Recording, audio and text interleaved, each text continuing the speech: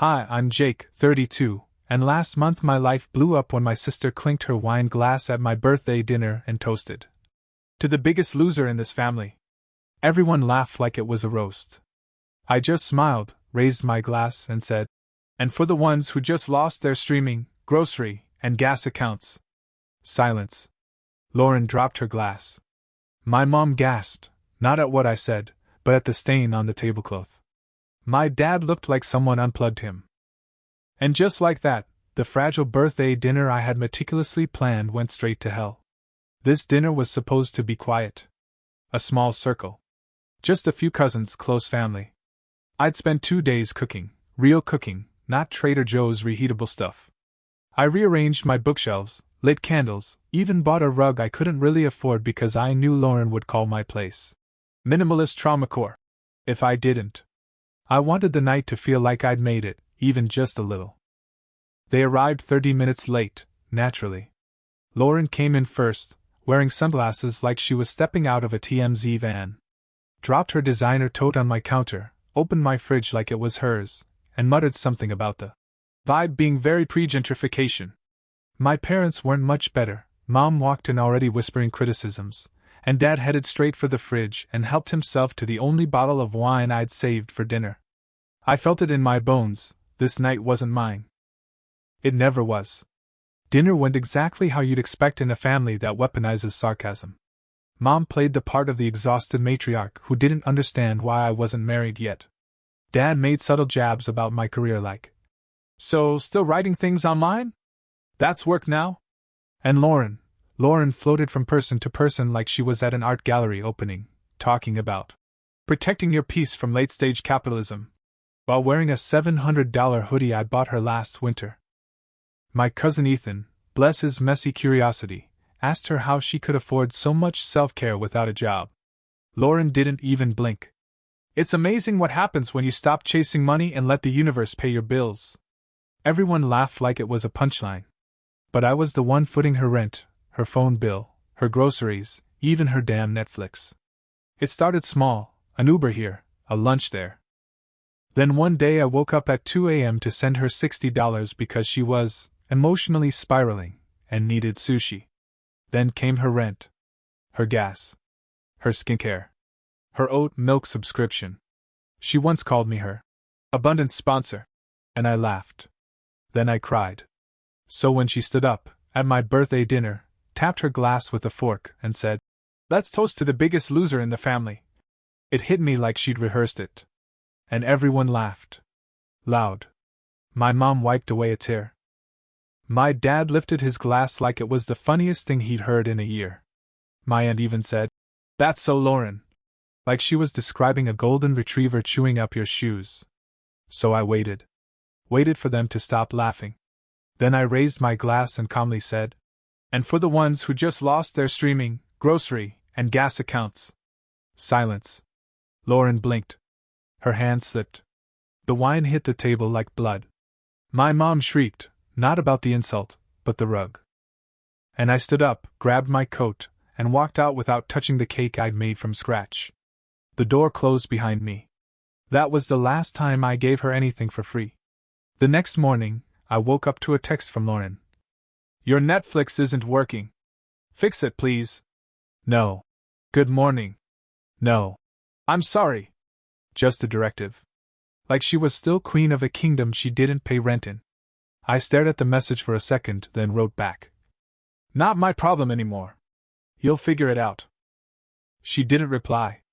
But that was the beginning. Not just of cutting her off.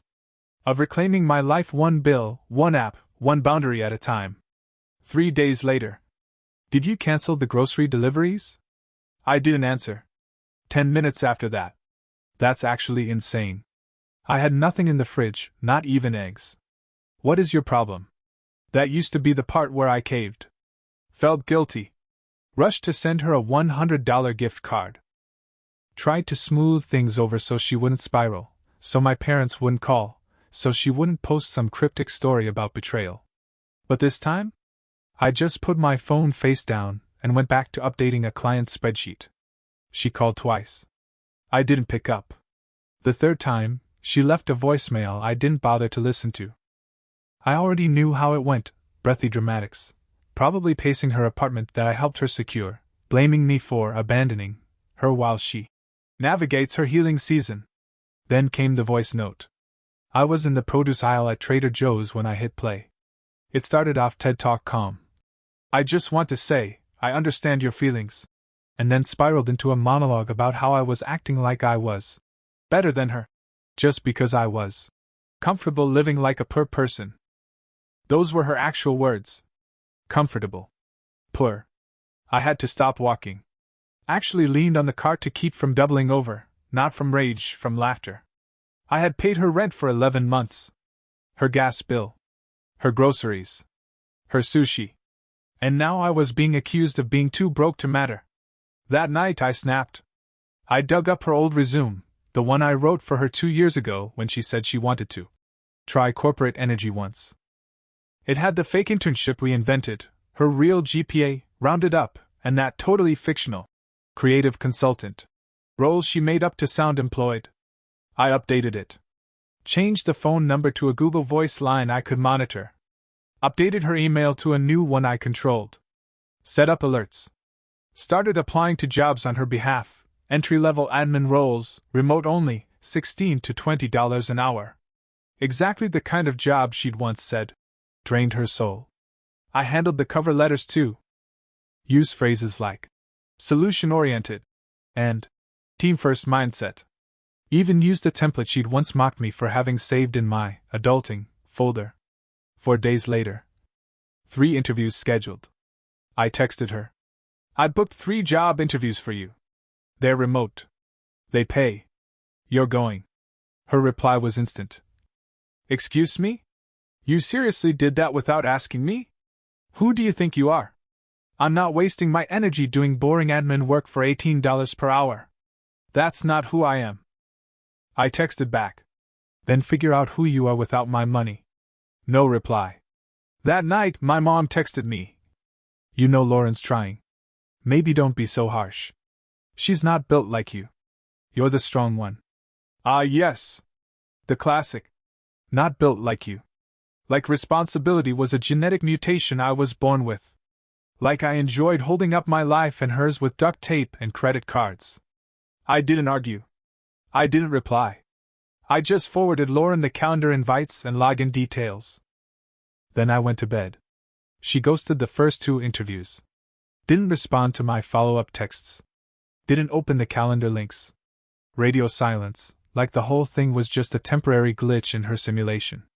I figured it was over.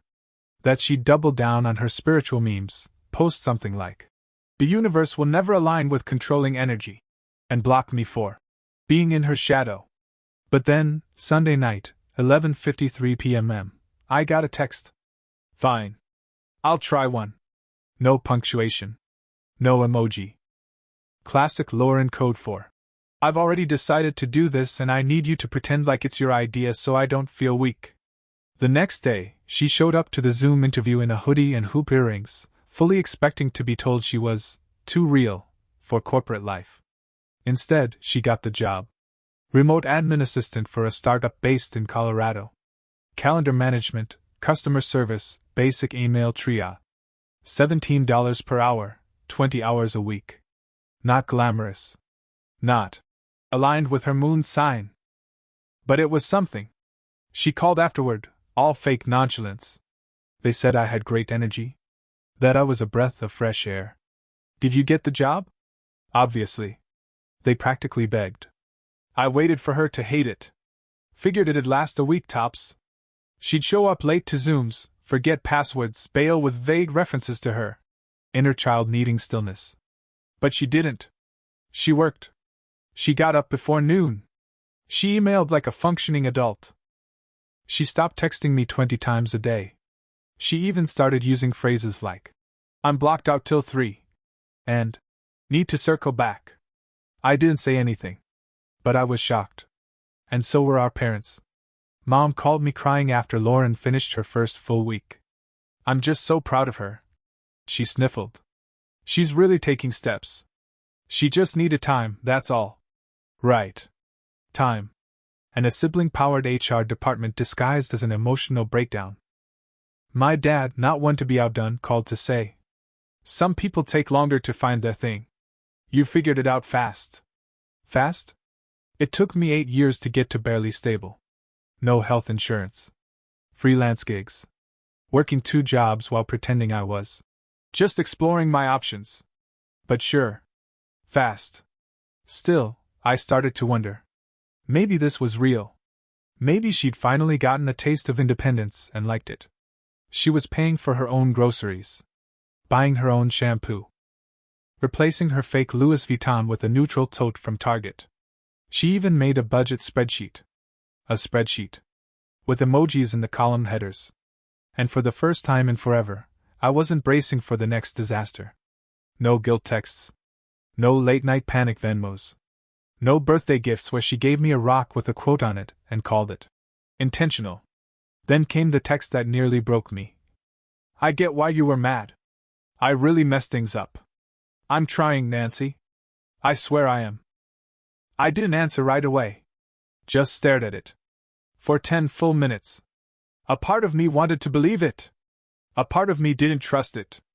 But I replied, "Trying is all I ever wanted you to do." Things got weird. But like weird in a good way. Lauren stopped treating me like her default bailout option and started checking in. Not checking in, like, "Can you cash app me for cat food?" But actual check-ins. "Hey, can I ask your opinion on something work-related? How did you format your cover letter again? What do you do when you're too anxious to open your email?" Tiny things. Not dramatic. Not performative. Just human. She even sent me a meme once, like she knew I'd had a rough day. A stupid one with a raccoon in a blazer saying, "No meetings today." And I actually laughed out loud. For once, it wasn't about her panic or her vibes or her metaphysical bank account. It was just a joke. For me. Then came the dinner. Not a family dinner, God no. Just us. She came over one Sunday, brought dessert. Paid for it herself. Took off her shoes at the door.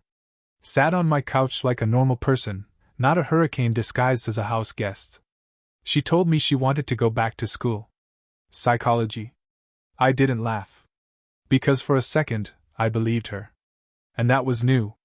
The weeks passed. Smoothest stretch we'd had in years. No fights, no spirals, number 10 p.m. Oat milk emergencies. Just calm. Then she got a raise. $2 an hour. She texted me with 14 exclamation points and then called. "Guess I'm officially in the 1% now." I told her I was proud. And I meant it. It felt like the cycle had broken. Like the chaos had finally stopped spinning. Like maybe, I didn't have to be the parent and the sibling and the therapist and the ATM all rolled into one. I started to believe in the version of Lauren who scheduled meetings, checked expiration dates, and kept a journal without posting it. She even said thank you to our mom at dinner once. Our mom cried. Like actual tears. Hand over heart, as if Lauren had walked on water and cured arthritis in one sentence. Dad said he was proud of her for taking life by the horns, which was corny, but historic coming from him. For once, I wasn't the one being teased from my job or asked why I wasn't married yet.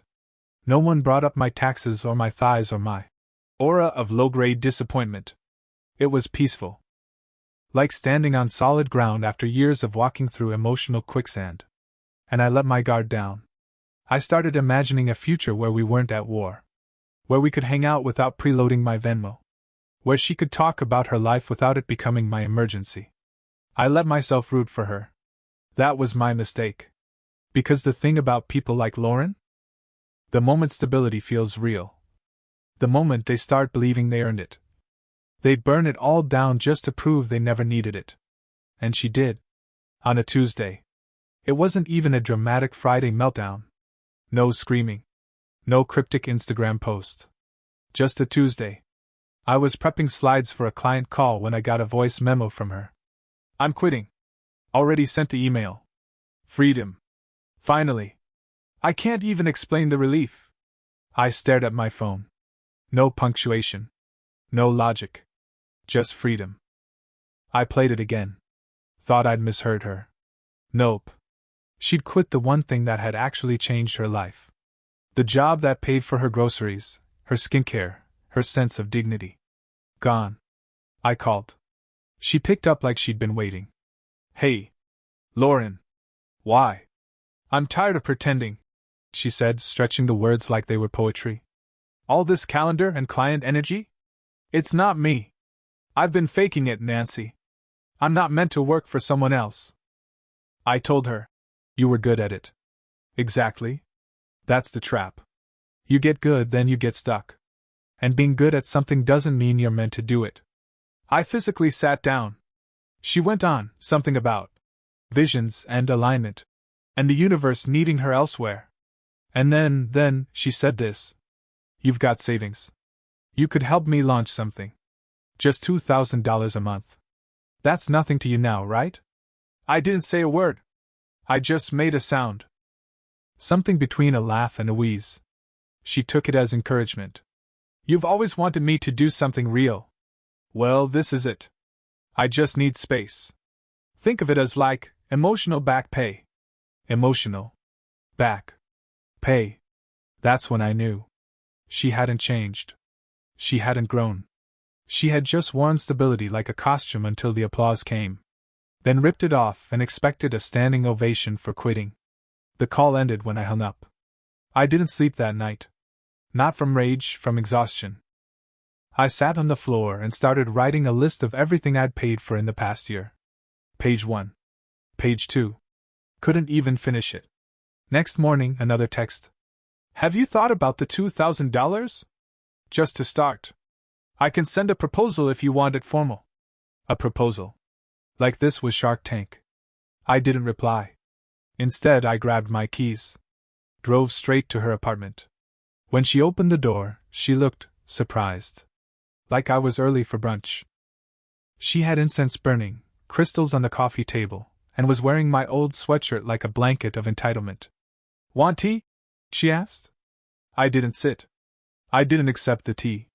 I said everything. About the money. The disrespect. The way she turned my support into a punchline. The way she made me feel like being responsible was something to be mocked. I'm done, I told her. Not just with your job or your habits. With you.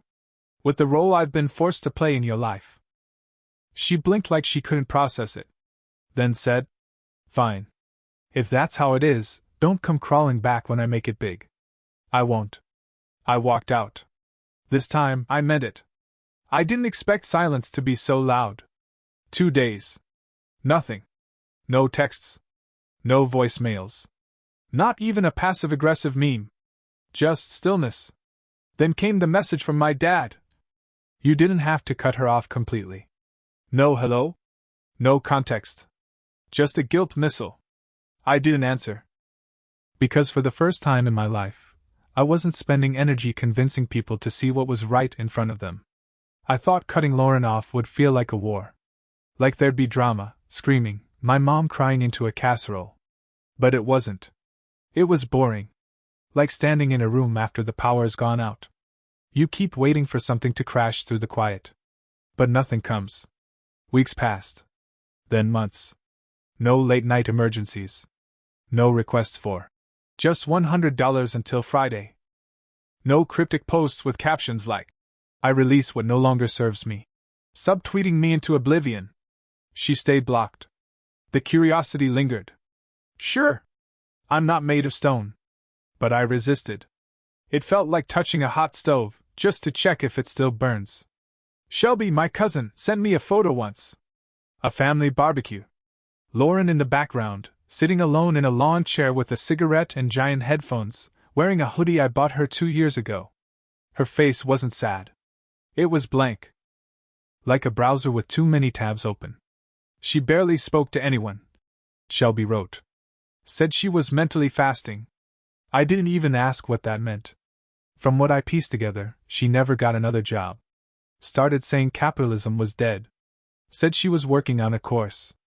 Or a podcast. Or a brand. Nothing ever launched. She opened a Patreon. Posted nothing. A few people subscribed out of pity. That didn't last. She moved back in with my parents. All three of them called it temporary. It wasn't. My dad bought her a new laptop. My mom referred to her creative block as a storm she's healing through. They let her sleep in, skip things, exist in a fog. They called it love. But it was permission. Her 21st birthday came and went. No party. No plans. Just a photo my mom posted of her blowing out candles with her eyes half closed. Caption: Our girl. So wise. So full of light. Light? I stared at that photo for a long time. Not in anger. Not in sadness. In disbelief. Not at where she ended up. At the fact that I ever truly believed she wouldn't. I still think about her sometimes. Not in a miss you way. In a how did I let it go on so long way. Because the truth is, I didn't just save her. I enabled her. Every Venmo, every late night phone call, every time I twisted myself into someone smaller to keep the peace, it all fed the cycle. She lives in her childhood bedroom now. Door always shut. She borrows my mom's car to find inspiration. Uses my dad's credit card for DoorDash. Posts once a month. Usually a blurry sunset or a journal covered in stickers. Caption: New chapter loading. But there's no new chapter. Just the same blank page, waiting for someone else to write it. And me? I moved on. Better job. Bought a car. Learned how to say no without flinching. Stopped apologizing for being the one who held things together. Stopped shrinking so other people could feel tall. And every now and then, when someone new asks for a favor or a cousin says, "Lauren's still struggling," I just shake my head. Because the truth is, she wasn't the only one who needed a reset. I did too.